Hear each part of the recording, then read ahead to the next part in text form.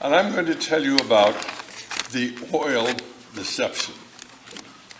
And I would start out by telling you that, as I always start my radio programs, reality is usually scoffed at. Illusion is usually king. But in the battle for survival of Western civilization, it's going to be reality, not illusion or delusion, that'll determine what the future will bring. And those words actually, not something I thought of, they were actually said by Larry McDonald, Congressman Larry McDonald, who was on Korean Flight 007 that went down back in 1983. And you know, none of the bodies were ever discovered. And when the plane was finally, the wreckage of the plane was finally found in the ocean off Sakhalin Island, why, of course, there were no bodies there, there was no luggage there. And of course, there are many, many people who believe that Larry is somewhere in a prison because he was putting out the same message that we're putting out many, many years ago, trying to warn people about what was going on and the fraudulent nature of not only the political process, but of so much of what goes on today. Because most people cannot see reality for what it really is. Reality is usually scoffed at. Illusion is usually king. Now, an understanding of the forces that shape the events of the 20th century is predicated really not upon facts to be learned, but upon secrets to be discovered. And this morning we're going to deal with many of those secrets. And we're going to be talking to you about the oil deception. We've put a lot of material together in the syllabus here, which we bought copies of. And the documentation for much of what I'm saying you will find here. Basically, I'm going to tell you why the price of oil increased, and then why the price of oil fell. But I can't really tell you that story unless I tell you the story of Lindsay Williams, who is a gentleman we've talked to off and on for, well, pretty close to 20, 25 years, and a man I consider as a friend. And then I'll tell you the small part that I played in the Lindsay Williams story, which was recently featured on Alex Jones again, as it has been a number of times in the past. Then I'm going to tell you what I think lies ahead. I'm going to tell you about the spiritual component of what's going on, and then, of course, conclude with the source about hope. Because we do have hope, unlike most of the people out there who really see what's going on and they wonder what's happening and people are frightened. And I think people who understand what's going on aren't frightened. Yes, we're going to be in for some very difficult times. But we understand what's going on, and hopefully you will have a better understanding when you leave today. Now, to understand what's going on, I think you really have to realize that almost nothing that we believe is really true. First of all, we might ask the question, why are we fighting in Afghanistan today? Well, most people believe we're fighting in Afghanistan because America was attacked on September 11th, 2001. And as a result of that attack, why America had to make a reprisal. And of course, the attack was arranged by a man named Osama bin Laden, who was living in Afghanistan. And although the Afghans offered to send bin Laden out of the country or send him to another country for trial, that wasn't sufficient. We would not negotiate with him. He had to be immediately handed over, along with all of the leaders of Al-Qaeda, but they didn't say who the leaders of Al-Qaeda were, and our forces immediately attacked. And we've been fighting there now for 7 years. Well, of course, the problem is that we're told that Osama bin Laden escaped into Pakistan. So if we really went into Afghanistan to get Osama bin Laden, why didn't we attack Pakistan and capture him? Well, we couldn't do that because it was a sovereign country. Well, if it was a sovereign country and Afghanistan was a sovereign country, why was it all right to attack Afghanistan and continue fighting them for 7 years? Or we couldn't attack Pakistan, which was a sovereign country which we were financing. In fact, if you get into the background of what's going on, you'll find out that Pakistan had originally financed Al-Qaeda, had financed the Taliban, and the forces in Pakistan, the ISI, were working very closely with our own CIA. Well, during the intervening years, 7 years, we've given Pakistan about $10 billion, and they finance their ISI. And if you go up on the internet, you find out that the ISI, the Pakistani intelligence unit, is financing the Taliban, who are killing our boys in Afghanistan, and that really doesn't make any sense. But then so much of what goes on today doesn't make any sense. We have a war on drugs. And most of the heroin that is used throughout the world, about 90% of it, is grown in Afghanistan, a country which we totally control. Why don't we just spray the fields there and wipe out the heroin crop? Oh, we couldn't do that, because then the farmers couldn't make a living. Well, here in the United States, why we finance our farmers not to grow crops? Why couldn't we do that in Afghanistan and save the billions of dollars we spend every year in the war on drugs?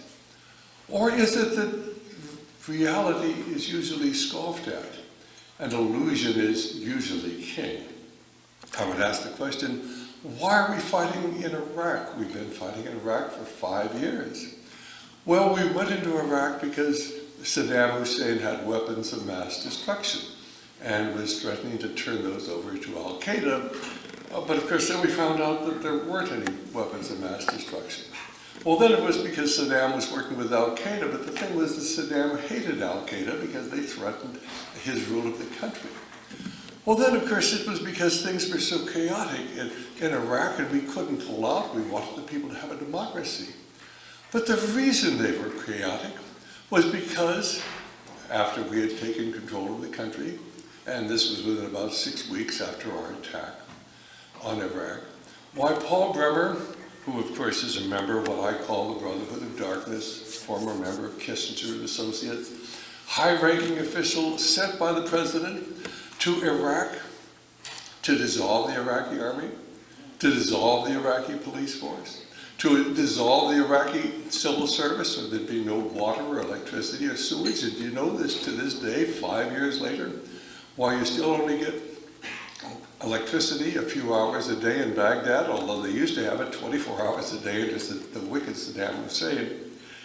And then, of course, Paul Bremer closed down all the factories so people had no jobs to go to. Paul Bremer, of course, closed many of the schools and closed many of the hospitals because there were people there who belonged to the Ba'ath Party. And they created a chaotic situation. But that's why we've had to remain there.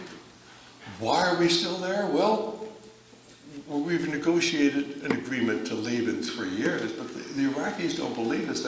They refuse to agree to the agreement. They want us out now. We're saying, look, we're there because we want to help. We'll leave any time that we're asked to leave. So they ask us to leave and we don't leave. And why is that?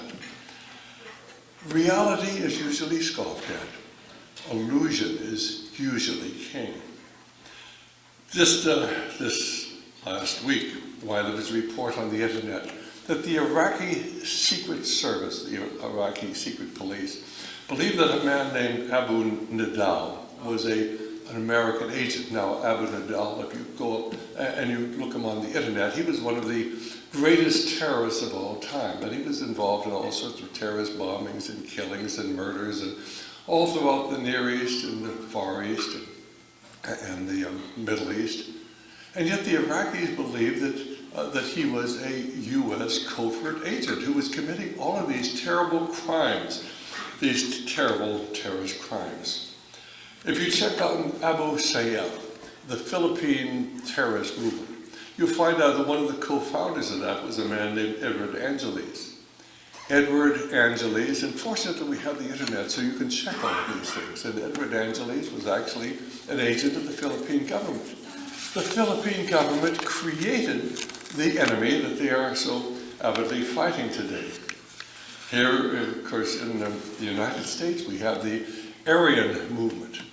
But if you go into the background of the Aryan movement, at least it was in part financed by our own FBI and intelligence agencies. In Great Britain, they have the Irish Republican Army that was actually bombing and setting off bombs in London. And then we find out, about 2 years ago, that the number 2 man in the IRA was a British agent, a secret British agent. Not only that, but another man who was in charge of security, who tortured many people to death and killed them because he said they were infiltrators into the IRA. He was another British agent. In fact, the hierarchy of the IRA was riddled with British agents. Why would that be? Well, first, they were creating the best enemy money could buy. Those of you who studied the history of the Communist Party in the United States will know that the Communist Party had an awful lot of FBI agents in it. I know people who infiltrated the Communist Party for the FBI. Certainly the Christian identity movement. Janet Reno warned us against the Christian identity movement. There is a radical movement there, and you've got to be so concerned about it. But then if you study one of their local organizations, it was called Elohim City. And I hope that you'll make notes on your little books and look these things up on the internet. At Elohim City, the man who ran this radical movement at Elohim City was a man named Reverend Millar, who was an FBI informant. And then, of course, there was a man named Andreas Strassmeyer there teaching people in military techniques and explosives, and he worked for another branch of our government. Then there was Carol Howe, who was a BATF, Bureau of Alcohol and Tobacco and Firearms informant. And then there was a man named Dennis Mahan, who many believe was also a government informant. In fact, the whole hierarchy of Elohim City were working for one or another branches of our own government. You're going to be hearing this next week or two about the trial of the Fort Dix Six. And this is a group of young, very, very foolish Muslim men who, many of them came from the same family, who are going to stand trial because they were planning an attack on Fort Dix. They were going to rush in with their guns and start shooting American soldiers and then disappear. But there were really only 5 people on trial in the Fort Dix Six, because actually there were 7 people, and 2 of them were FBI agent provocateurs who put these ideas in the minds of these foolish, young Muslim people and egged them on to make stupid and foolish statements and get themselves video recorded. And the same thing has happened with almost every case of terrorism that has gone to trial here in the United States. In fact, on many of the trials, why the government has lost the case, because it was agent provocateurs who created the whole myth of the terrorist movement. Not that there aren't some foolish Muslim people, not that there aren't some Muslim people who hate America. But then, of course, when we see that many of the people from Guantanamo were taken there and tortured, and they were totally innocent. And a number of them then, when they released, actually went back in the battle and joined the forces, the terrorist forces in other countries fighting America. Can you understand why they would do that if they were innocent and had been tortured? I mean, how would you feel if you were tortured by a country and then, of course, were released? Would you try to strike out against them? We could go into the background of the Ku Klux Klan in America. Certainly the man who published my first book, AIDS, The Unnecessary Epidemic, was actually infiltrated the Ku Klux Klan for the FBI. And of course, we have informants in the United States today. In fact, 40 years ago, 45 years ago, I was recruited to become an informant simply to go to cocktail parties. As a young doctor, I was invited out. That was before I became a conservative and joined the conservative movement. After that, I never got invited to cocktail parties. But all I was supposed to do was go to the meetings and then write down what I heard and what people said and send those reports in on a regular basis to someone in Washington, D.C. We hear about the mafia, the threat of the mafia. But you know the mafia has worked with the Central Intelligence Agencies carrying out assassinations for years now. That sounds incredible. There's a wonderful book, and you can get it on Amazon. It's called Double Cross. And it was written by a man named Chuck Giancano, who was the brother of Sam Giancano, who was the head of the mafia in Chicago, who worked very closely with the CIA, who trusted the CIA because they helped him as far as his distribution of drugs. And do you know that the CIA double-crossed him and had him killed? I mean, you just can't trust anybody in this day and age. But the book is there. I mean, the mafia has been used by our own government for assassinations, not only here, but throughout the world. Double Cross is a very important book. In fact, it'll tell you why Jack Ruby walked into the police station there in Dallas and shot Lee Harvey Oswald, a story you'll never hear elsewhere. So nothing as it appears to be.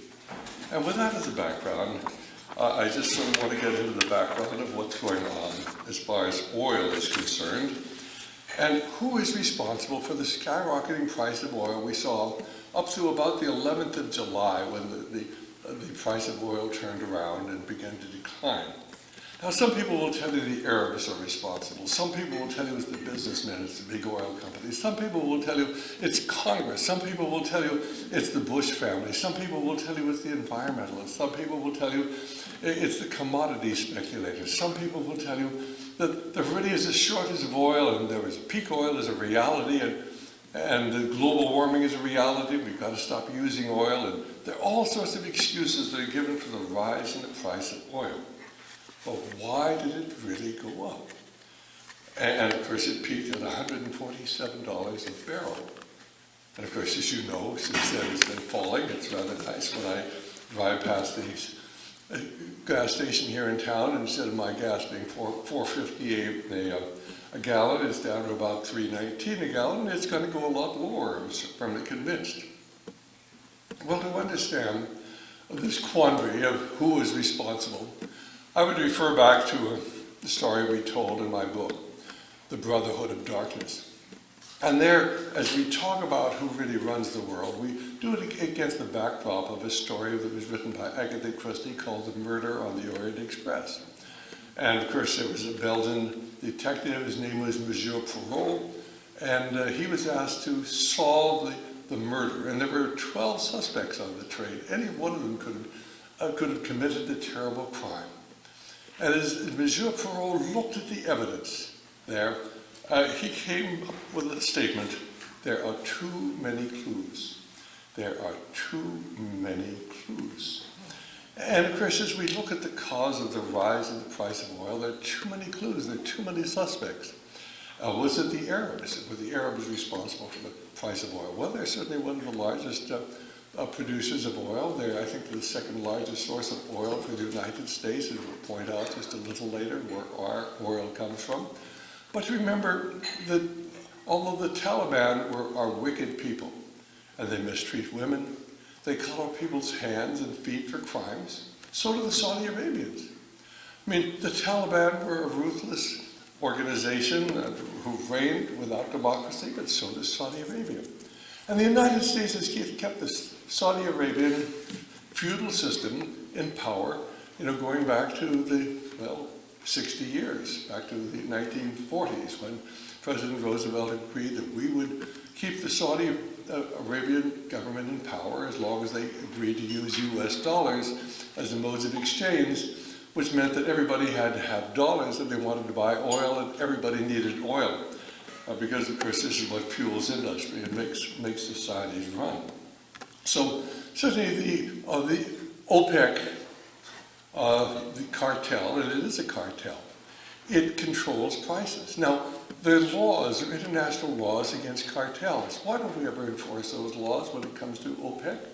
And it's very simply because our government is in bed with the oil companies, and they do exactly what they are told to do, and if they do not, why, of course, they may get a knock on their door in the middle of the night and their car might blow up, or you could never tell what would happen.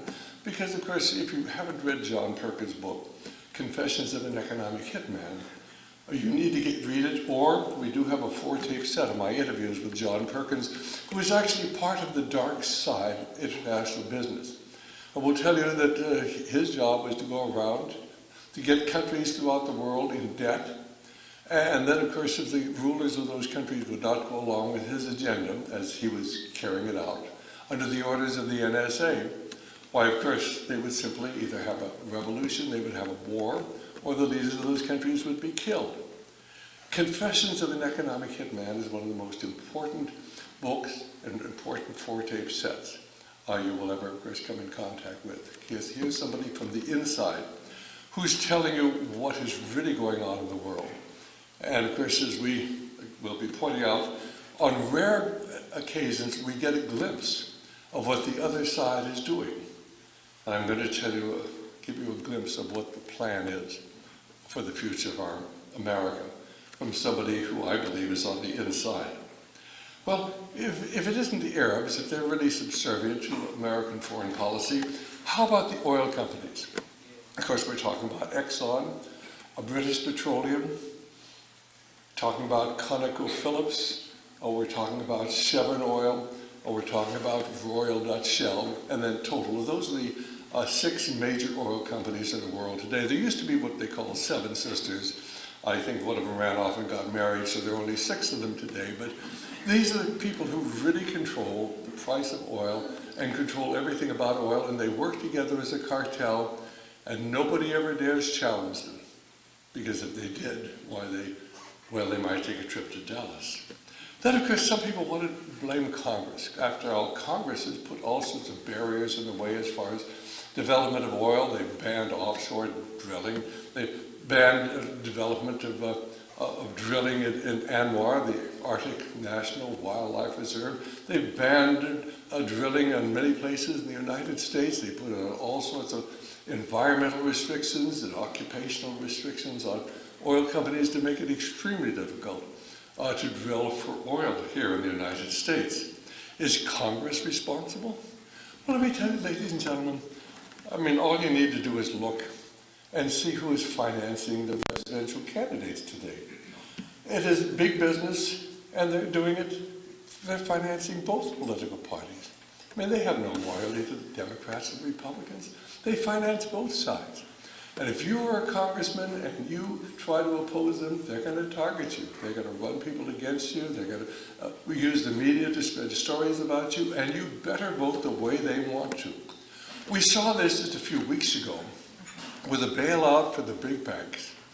The $700 billion that was appropriated to bail out Wall Street. Now, it was really $850 billion, but they never mentioned the $150 billion in bribes that they put in. The first legislation presented on Monday was for $700 billion.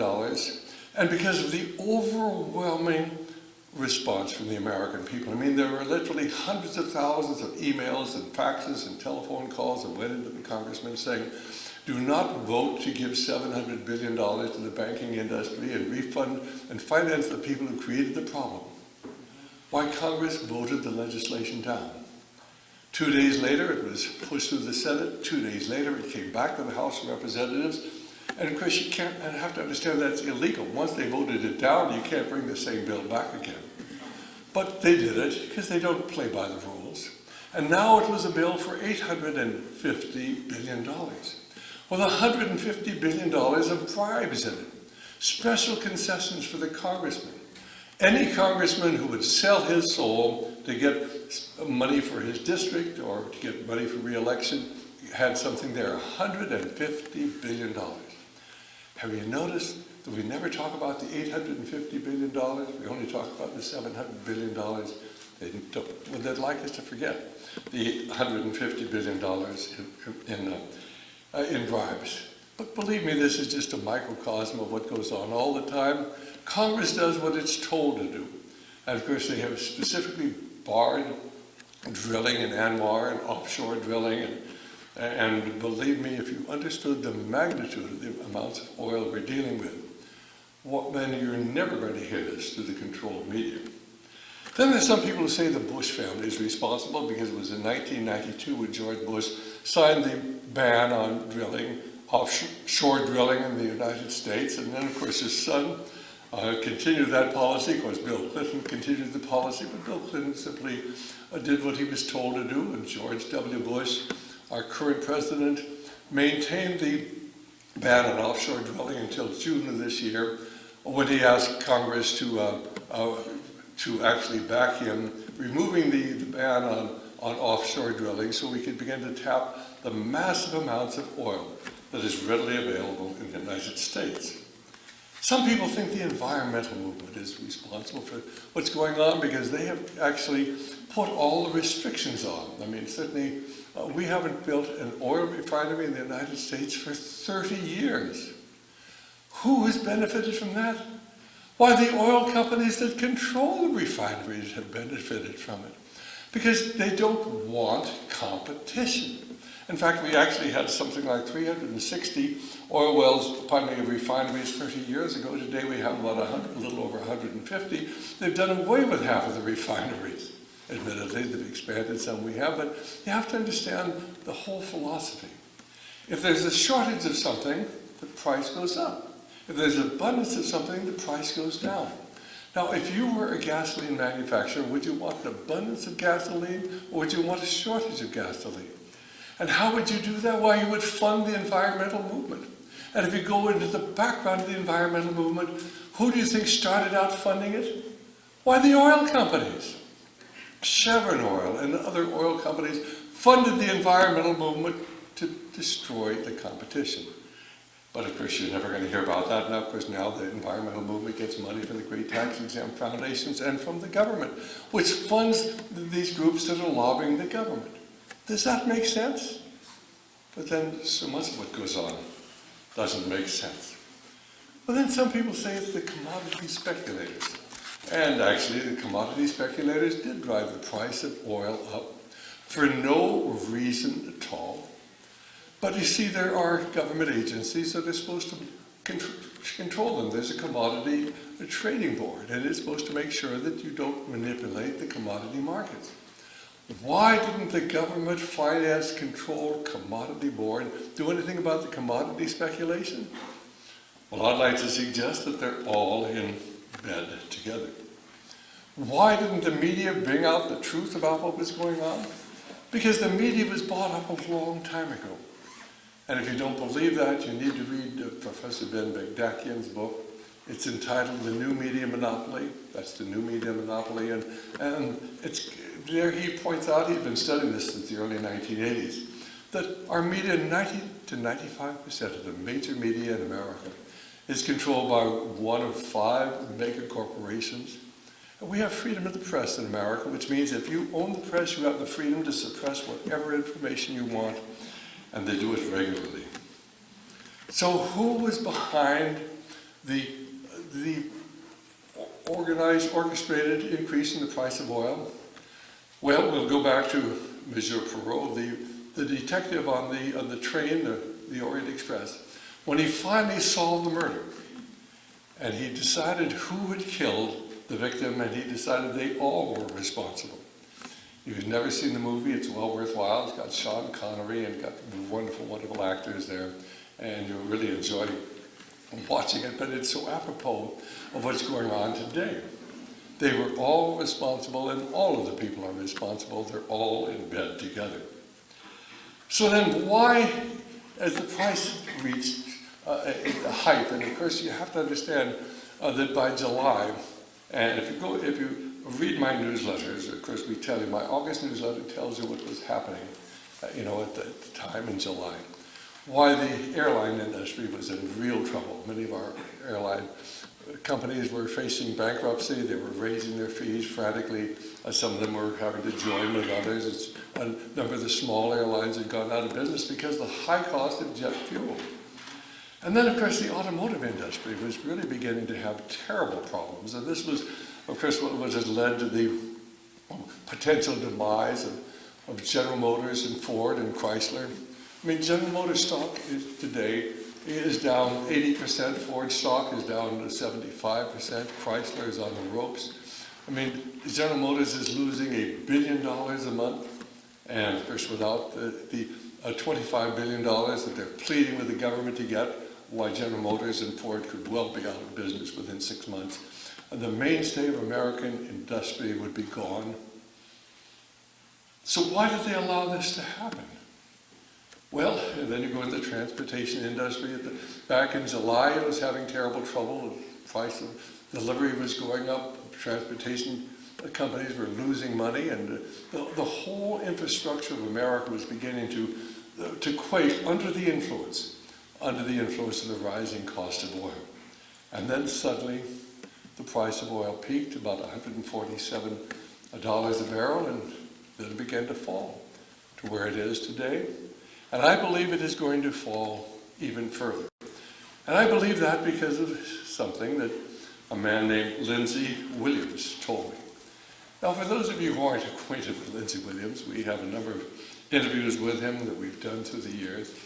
Lindsey had apparently worked on the Trans-Alaska Pipeline between 1974 and 1977. And he had an opportunity to work very closely with many of the executives up there. And he was told by one of the high executives about a discovery of a massive oil field 5 miles north of Prudhoe Bay, where, of course, we have our oil fields there at the present time, and that there was more oil in that oil field than in all of Saudi Arabia. Well, in 1980, Lindsey wrote a book about this, and the oil executive who had actually told Lindsey about the oil well, and he'd actually seen the oil gusher come in. And we'll call him Mr. X for his safety and for Lindsey's safety as well. I know his name, and I've checked out the story personally. I actually contacted another executive who worked with there who confirmed the story that I'm about to tell you. But anyway, Mr. X got fired. He got fired because he'd let Lindsey Williams know about the oil well. Nobody was to know about this massive oil field up north of Prudhoe Bay. And so Mr. X then helped Lindsey rewrite his book. And if you get our syllabus, you'll find the important section there reproduced. You can get it off the internet, or of course it's nice to have it in the syllabus. Well, anyway, of course, Mr. X helped rewrite the book, and it's been circulated off and on, continuously. We interviewed Lindsey a number of times during the intervening years. In fact, about 2 or 3 years ago, I contacted him again and began having him on at regular intervals because I thought his story was so important, especially as we're told about this shortage of oil, peak oil. There's no oil, that's why the price is going up. And then, and I believe it was probably the first week of July, although it's hard to know exactly because time goes by so quickly. It was either the very end of June or the first week of July. I got an email from one of our listeners who said, "What happened to Lindsey Williams?" First of all, he's taken down his website. Secondly, the only copy of his book, The Energy Non-Crisis, is listed on Amazon. It's only one copy. It is listed at $1,995.95. Well, that's an awful lot for a little paper book we used to sell for $11 to $12. And so I checked it out, wanted to be sure about the story. And sure enough, Lindsey's website had been taken down. It was there, but there was nothing on it. Lindsey said goodbye. And then, of course, I went up on Amazon. There's one copy of the book available for $1,995.95. Apparently, when it gets to $2,000, why then it becomes a collectible, and there's a whole different situation selling it on Amazon. So I called Lindsey, and I said, "Lindsey, what in heaven's name is going on?" And he said, 6 weeks ago, I got a call. And I got a call from Mr. X. And Mr. X told me I had to stop talking about the oil field on Gull Island. And if I didn't, this and this and this would happen to me, and this would happen to my family, and that I had to stop putting the book out. I had to stop talking on this subject. And so he said, for 6 weeks, I haven't been on a radio program. But he said, we got talking. I'd known Mr. X very well. We worked together back in 1980 when we rewrote the book, and we were always on good terms. And so after he had told me what to do, we got talking, and he told me what lies ahead. He said, first of all, the price of oil would increase for several weeks, and then would begin to fall. Well, I had talked to Lindsey before the price of oil began to fall. So it was probably the last week in June or the first week of July, because oil peaked, as I remember, on the 11th of June. The second thing was that the media will soon announce the discovery of a massive oil field off the north slope of Russia and another oil field in Indonesia. The decline in the price of oil will destroy the economy of the Arab nations, of oil-producing nations. Lindsay said he asked Mr. X what would happen to Dubai, because those of you who watch television have seen the television stories of the massive developments over in Dubai. These skyscraper cities just springing up out of the desert. And Mr. X said Dubai will become a ghost town. He said that Iran is a threat to the United States, and I'm simply putting this down from what Lindsay told me, and has told me on several occasions. And so the United States is going to replace the government of Iran, because Iran is really potentially a very wealthy nation. It has the second largest natural gas supplies in the world, and massive oil supplies. It is potentially the very wealthy nation. And then the sixth point was, and Lindsay actually went to his notes, so that, he told me exactly what was said. He had made notes after the conversation. And this is what he told me Mr. X had said. America will see a financial collapse so great, it will take years to come out of it. America will see a financial collapse so great, it will take years to come out of it. Now remember, this was either the end of June or the 1st of July that he was telling me this story. And then the seventh point, which I really doubt, but we'll have to wait and see what happens, because of course we're giving this talk about 10, 12 days before the upcoming presidential election. But Mr. X had said there would be some sort of a significant event that would lead to the election of John McCain, which today, ladies and gentlemen, seems totally impossible. But we'll have to wait and see. Anyway, of course, Lindsay told me these things, and he said, what should I do?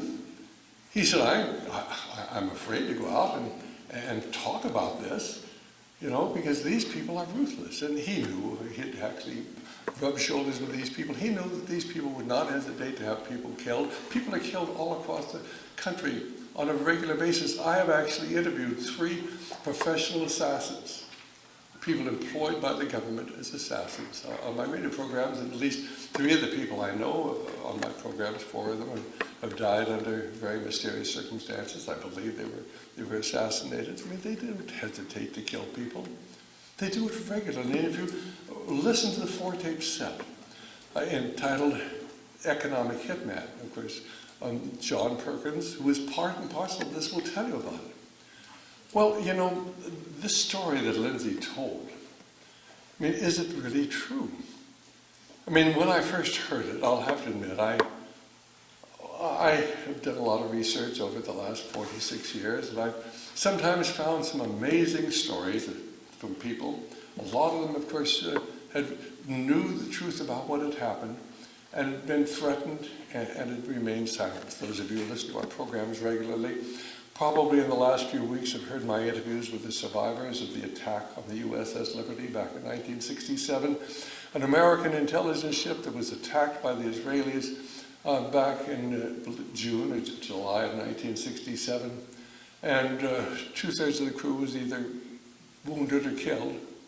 And those men were threatened, the survivors were threatened with being sent to Leavenworth for 10 years or worse, and they were told or worse, and they assumed that was being killed, if they ever revealed what happened. And for 20 years, those sailors, those servicemen, Sydney tried to, kept secret. And only after 20 years or so did a few of them have the courage to come forward. And to this very day, many of the surviving members of the USS Liberty are afraid to talk about what happened. Well, we have a wonderful 4-tape set we're putting together on that, and we have the DVDs, we'll have all of the information on the Liberty. But you have to understand that they can threaten people and frighten them. And these people are ruthless, and they will not stop at anything to prevent the truth from getting to the American people. So Lindsay said to me, what should I do with the information? And I thought for a minute, and I said, well, first of all, you better quit talking about Gull Island, and you better never mention it again. But why don't you call Mr. X and ask him if you could actually, tell people, this story about what the future holds. You've got the information, and the American people, at least my listeners, ought to know. And I want you to come on my program if you are allowed to talk about it, and we'll put it out. Well, a couple of days later, Lindsay called and he said he'd talked to Mr. X, and Mr. X said, look, it's going to happen anyway. Nothing is going to stop these things from occurring. You're free to talk about it as long as you do not identify the source of your information. So that's exactly what happened. Lindsay came onto my program. We did not talk about who Mr. X was. We never named Mr. X. But this story has been put out. And then within a few weeks, why the U.S. Geological Survey announced that there was a finding of a 90 billion barrel oil field above the Arctic Circle, and part of that, of course, was very close to Russia. In fact, Russia wanted to get the right to the whole thing. And of course, those of you who actually didn't get the article, it's included here. So I called Lindsay and I said, hey, Lindsay, you know, the U.S. Geological Survey has just announced the finding of a massive oil field, north of the Arctic Circle. And I mean, it's just exactly what Mr. X had told you. And he said, well, yeah, and let me tell you what else. He said, one of my researchers came up with some articles out of the Indonesia saying that they found a massive oil field in Indonesia. And can remember that there were two things. There was going to be a massive oil field off the North Slope of Alaska and a massive oil field in Indonesia. And well, I hadn't read anything about an oil field in Indonesia. So I went up on the internet, searched the internet as best I could from one end to the other. I spent 45 minutes and no mention of this oil field in Indonesia. So I called Lindsay back and I said, Lindsay, I can't find a link. So he said, have you tried the Jakarta Post? So because Jakarta Post, that's in Indonesia, I went there and heard all these stories about this massive oil field in Indonesia. And they're talking somewhere between 107 and 330 billion barrels of oil. Now, and incidentally, we have the article in here that you can actually read it. Totally blacked out by the media in America, but why should I have been surprised? Looking back on it, I suddenly realized I must be incredibly naive to think that they would allow this information out here in America, because if they certainly want to silence Lindsay as far as the oil field there in Gull Island, they don't want the American people to know the truth. About the ready availability of oil, there is no peak oil, there is no shortage of oil. The world is awash with oil.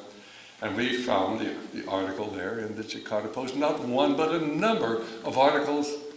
But you don't believe that the media is controlled and the internet's controlled, at least to an extent. You go up and try to find anything about the massive new finding. And this is simply in August of this year we're talking about. So, as the story unfolds, as one after another thing began to come to pass that Lindsay told me, and having verified his original story, I came to the conclusion that whether I wanted to or not, of course, that Lindsay's story was true, at least what Mr. X had told him. Now, whether there's going to be an incident that can lead to the election of John McCain, I can't believe there is. But we'll have to wait and see how the story unfolds. So what are the sources of oil that are readily available at the present time? Well, there's a massive amount of oil in the Arctic National Wildlife Reserve, that's ANWR. It's estimated by the government at 10.4 billion barrels of oil. But if you find that if you see what the government says, they lie, consistently lie. In fact, we have a little pamphlet, actually, which is available here. It's put out by the Office of Fossil, it was prepared for the U.S. Department of Energy, the Office of Fossil Energy, by the Advanced Resource International Group. And of course, it goes into the background of all the oil that's available in America. Of course, they underestimate that, even in this report. They're talking about 1 trillion barrels of oil. We consume 20 barrels of oil, 20 billion barrels of oil a year. That would last us for 50 years. And of course, they haven't got most of the major sources we're going to be talking about now. So the Arctic National Wildlife Reserve, they admit to having 10.4 billion barrels of oil, and we can't drill there because we're concerned about the ecology of the wildflowers that bloom there for about 4 weeks out of the year. The rest of the time, it's, of course, it's under ice. And then, of course, there's the massive oil reserve that has recently been reported at 90 billion barrels of oil above the Arctic Circle. There is oil in the Alberta oil sands, approximately 1.7 trillion. That's terrible, terrific barrels of oil. Maybe it's only 20 to 60% recoverable, but you have to have a price of $20 to $40 a barrel for oil before it's feasible to do that.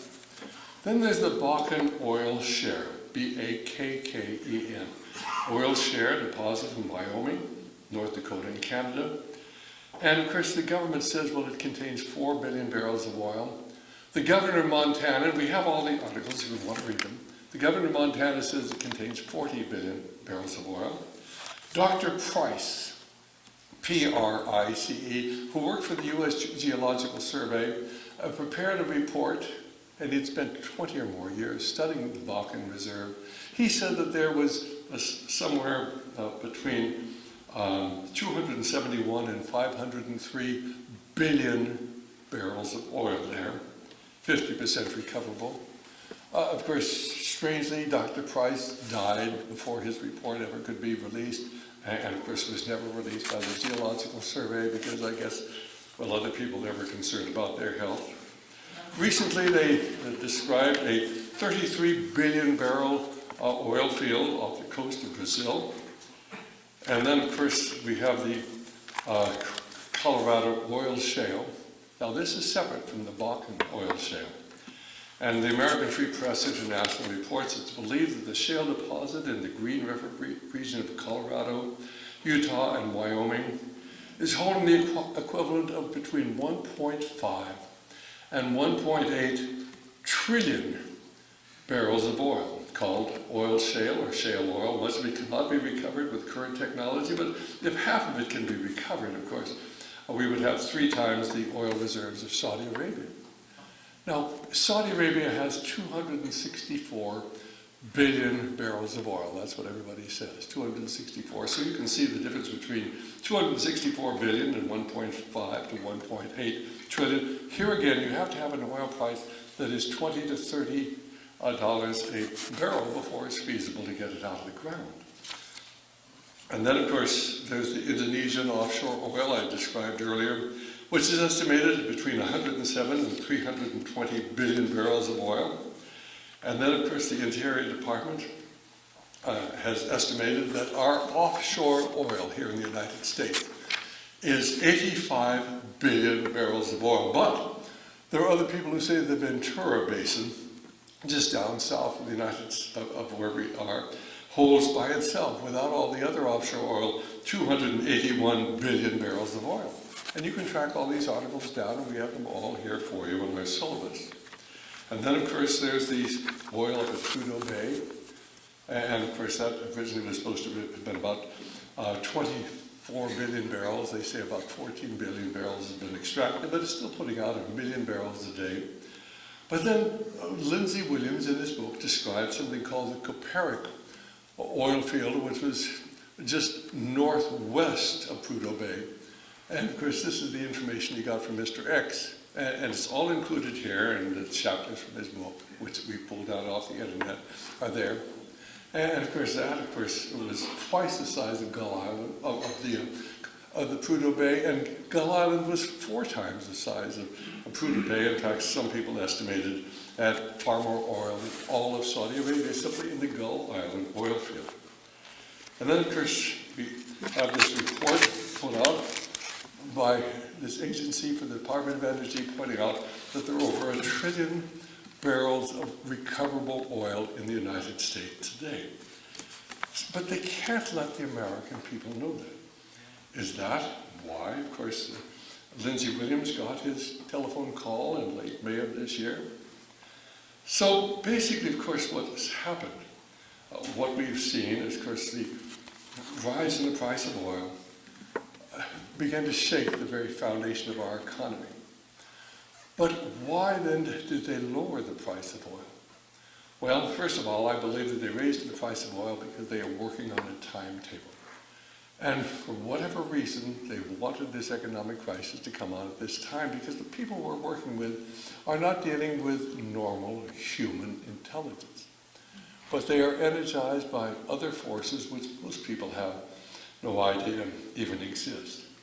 Now, I believe they dropped the price of oil very simply because you could begin to develop the oil sands and the oil shale, massive deposits here, if the price of oil was high enough, and they don't want competition.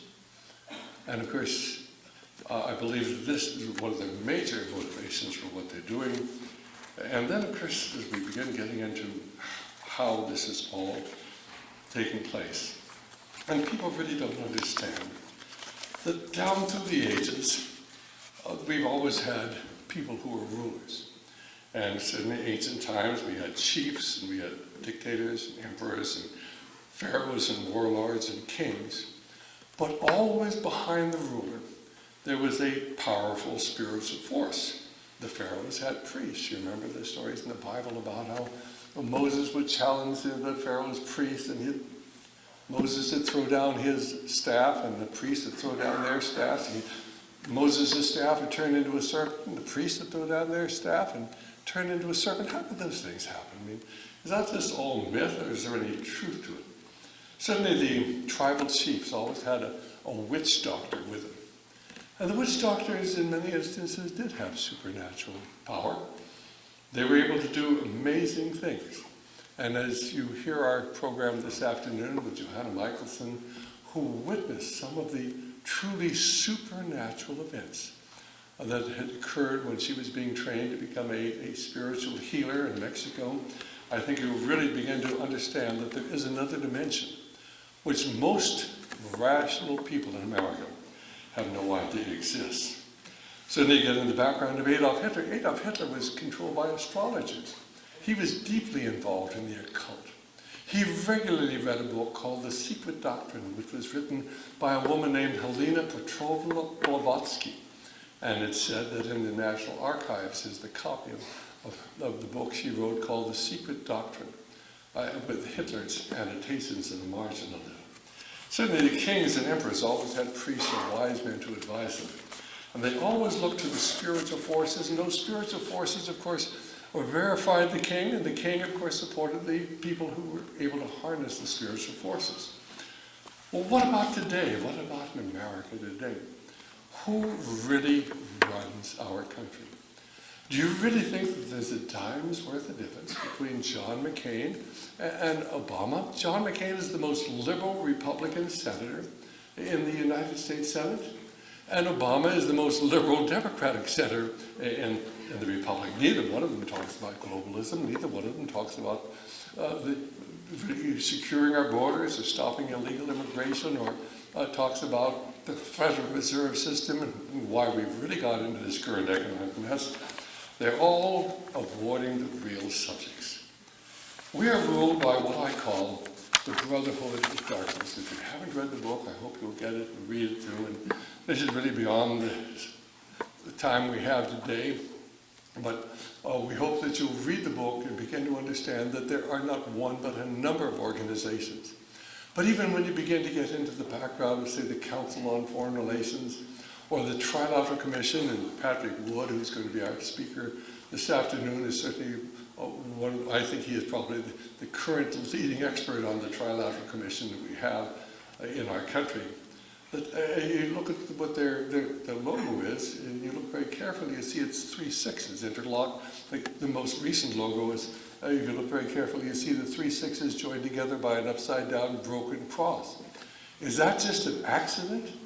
And I don't think so for 1 minute. I think these people know exactly what they're doing. And then, of course, if you trace the history of mankind, going all the way back to Nimrod, remember Nimrod, of course, wanted to create a perfect society without God, and he was the great hunter. He actually started to construct this Temple of Babel, and of course, he never got it completed because God intervened and caused everybody to speak a different language. And of course, you can go to Strasbourg today. And there in Strasbourg, you will actually see a replica of the unfinished Tower of Babel. It is where the European Union meets on a regular basis. And the leaders of the European Union are hoping to fulfill Nimrod's ancient plan. What is the major driving force behind the European Union? People here in the United States, the American State Department, our government is pushing all of this effort to unite the world into a one world order, a one world financial system, a one world currency, a one world religion, and of course, the installation of a new one world leader. But most people don't understand that, and yet if you see what's going on today, and you read what the European leaders are talking about today, as they see what's happening in the financial system, what are they talking about? We need a new financial order. We need a new international financial order. And this is what it's really all about. And you can trace these spiritual forces from the time of Nimrod down to the Egyptians, and of course then into the Assyrians and the Babylonians and the Persians and the Medes, and they of course were there about the same time as ancient Greece was, and of course you find that Pythagoras and Socrates and Plato and Aristotle and even Alexander the Great, a sequence of leaders, philosophical leaders there in ancient Greece, but they were all involved in the mystery religions. They were all involved in the occult. And of course, if you haven't, of course, heard my talk, going into the background of this, it's called The Secret Knowledge. Let me suggest it. It's available on DVD, and there is a syllabus that you need to get to document what we're talking about. There are occult forces. There have always been occult forces. The Brotherhood of Darkness, which we are dealing with today, that really controls the United States and the governments of the world, has deep roots in the occult. And so in this syllabus, we have actually put 3 documents. The first one is the Earth Summit. The second is a partial summary of the Global Biodiversity Assessment.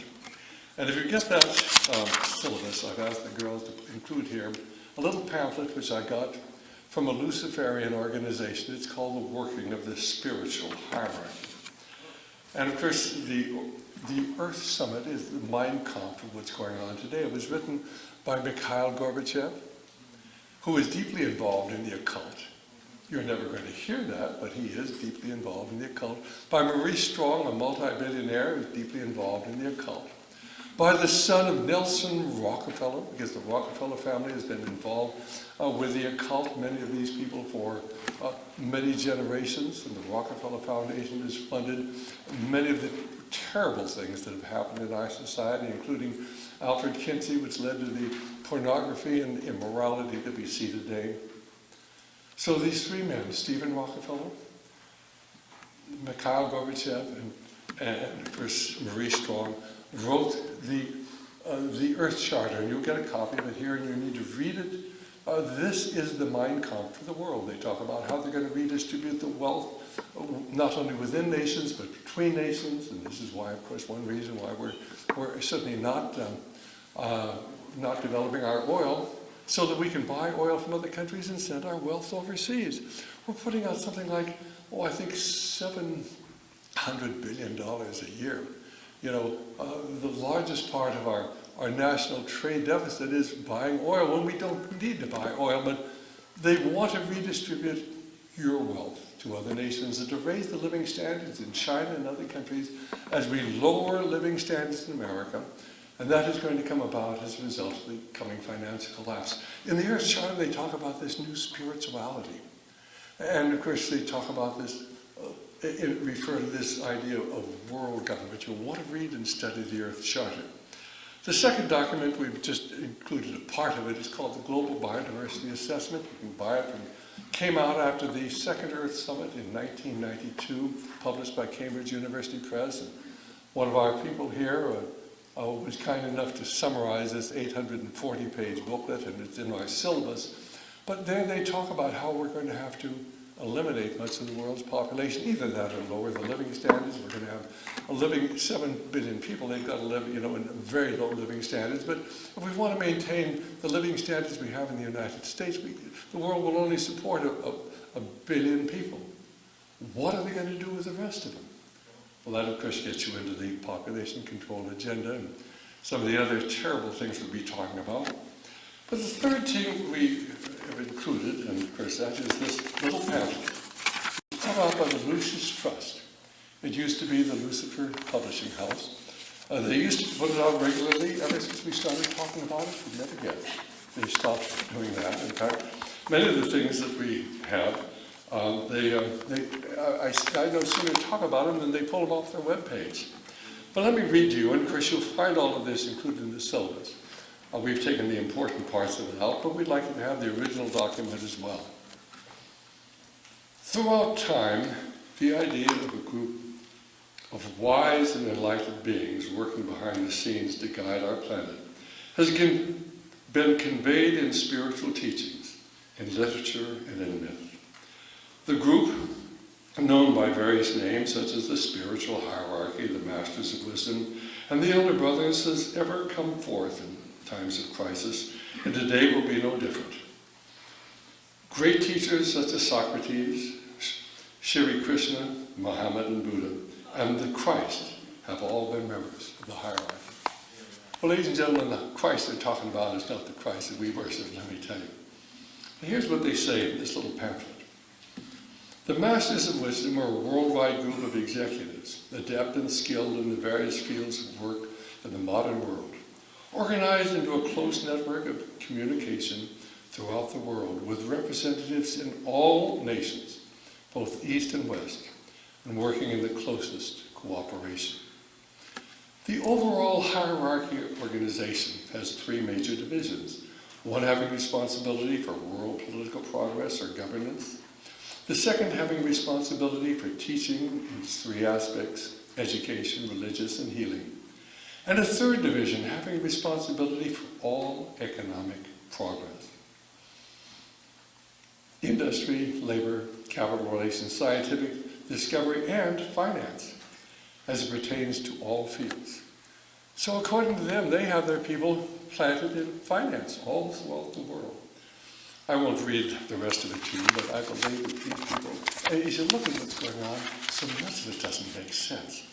Certainly, when AIG, the American Investment Group, this largest insurance company in the world, was on the brink of financial disaster, and a few $1 billion, maybe 30 or 40 $billion would have gotten out of trouble. What did the Treasury and the U.S. and the Federal Reserve do? Absolutely nothing. And over a weekend, why the whole system collapsed and could have brought down the entire world financial system through the cascading of derivatives and credit default swaps. So by Monday, they had to put out $85 billion, and then, of course, another $25 billion. It comes to 35, and it comes to about $125 billion. That's another 35. So it could come to about $135 billion that they could have gotten away with for $30 billion simply by letting them borrow money from the Treasury. And yet they collapsed this and started this whole cascade of derivative swaps. Why would intelligent people do that? Well, it's not that they're stupid. They want you to believe that they are stupid. But these people have a different agenda. They have an ultimate goal. A new world order, a new world financial system, a new world currency, a new world religion with the destruction of Christianity, which is why they took God and prayer and the Ten Commandments out of our schools. And when you understand that, all of this makes sense. If you try to look at it rationally, it really doesn't. Well then, what can we do? Is there any hope? Of course there's hope. In fact, of course, we are very fortunate because we understand what's going on. And of course, back 489 years ago, why there was a man named Martin Luther. Martin Luther was a Catholic priest who believed in the Catholic faith, but he wanted to reform it because he saw the injustice that was taking place at that time and how the church was being used not to pursue the work of God, but the work of Satan. And of course, then he led the Protestant Reformation, and there were many reforms that came out of Luther's work. Many people recognize the truth of it, but in 1529, Martin Luther wrote about the same problem we have today. And this is what he said. A mighty fortress is our God. a bulwark never failing. Our helper, he amid the flood of mortal ills prevailing. For still our ancient foe doth seek to work us woe, his craft and power great, and armed with cruel hate on earth is not his equal. And though the world with devils filled should threaten to undo us, we will not fear, for God hath willed his truth to triumph through us. The prince of darkness grim, we tremble not for him. His rage we can endure, and lo, his doom is sure. One little world so fell him. And Martin Luther recognized the spiritual battle in which we're involved today. There really are people who follow the prince of darkness in this world, as there have always been since the time of Nimrod. And this is all coming to its fruition at this time in history, and we are privileged to be part and parcel of what's going on and to have the opportunity to reach others. I've been at this for 46 years, and I really believe that we have more of an opportunity today to reach people than ever before, because people want answers, and we have them. You can't tell them everything I'm telling you today in one session. We have a number of DVDs, we have a number of pamphlets. You're welcome to copy anything that we have, as long as you're not making a profit. Just get it out. We want to get the information to people, because we will not only change their attitude towards the world, hopefully we'll change their attitude towards God and eternity, and bring many people into the kingdom. And that is our purpose. That's the real purpose of our ministry. We talk about medicine, we talk about finance, but we really are trying to bring people into a personal relationship with our Lord, and that has to be your objective as well. And so understand that we're involved in a spiritual battle that is being played out on a political, ideological, cultural, financial, and educational battlefield, but it is primarily a spiritual battle. We're told, of course, that we struggle not against flesh and blood, but against principalities, against powers, against the rulers of the darkness of this earth, against spiritual wickedness in high places. So put on the whole armor of God, that you may be able to stand in the evil day, and having done all, to stand. That is our calling, that is our goal, that is our promise. God bless you, and thank you so very much.